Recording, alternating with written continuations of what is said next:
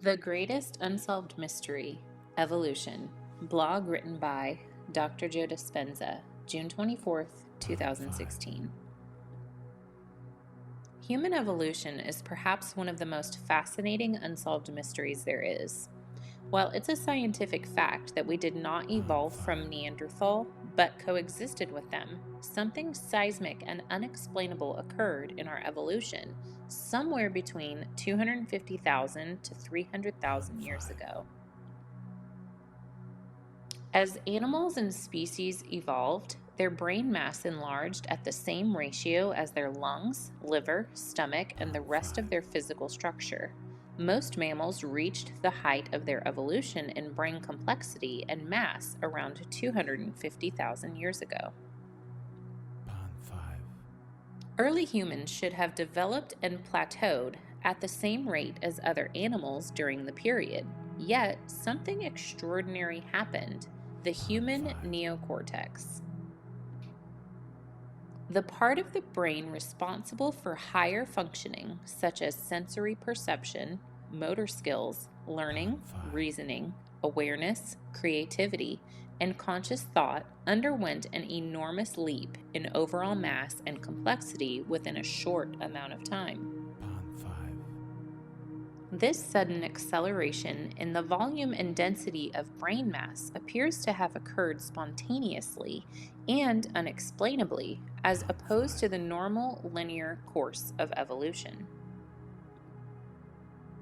What caused this explosive brain development, which gave us a neocortex so much larger and denser than that of any other species?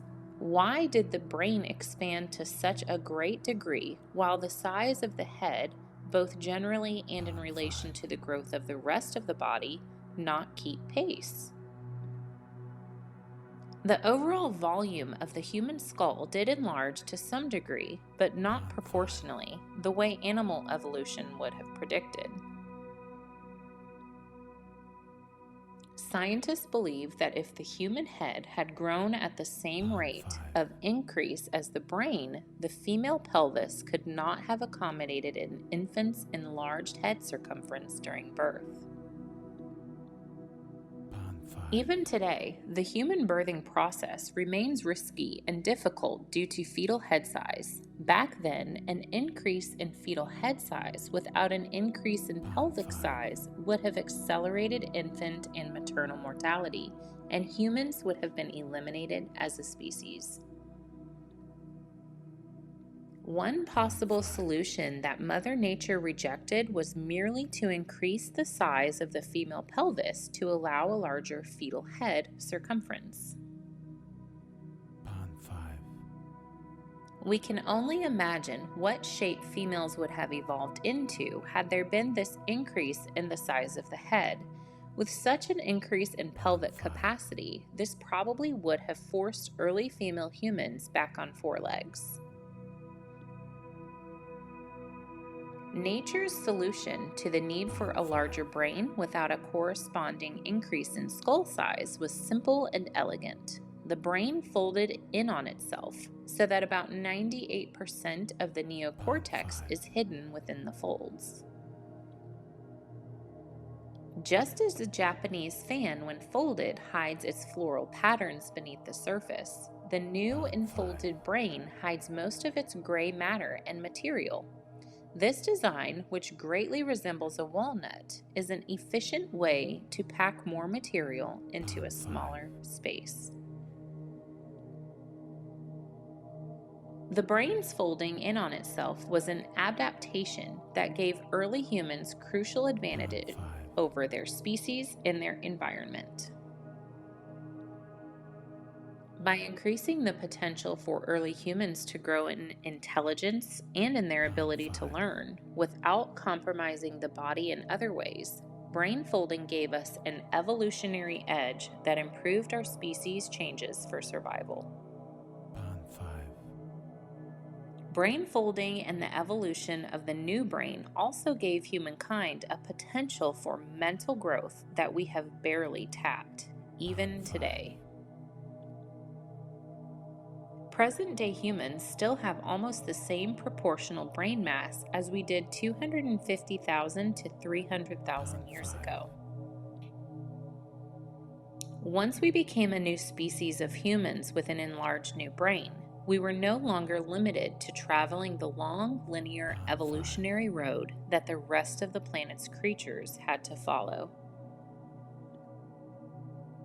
Clearly, however, our species as a whole is not using the full capacity of the new brain. Perhaps we haven't been told the whole story of our evolution, or we just haven't uncovered it yet. But Mother Nature has been so methodical with every other species in the story of evolution that one can't help but wonder. What do you think caused this giant leap in evolution? We just might have to use that extra 20% of our brain capacity to figure it out. Like, comment, and subscribe for more.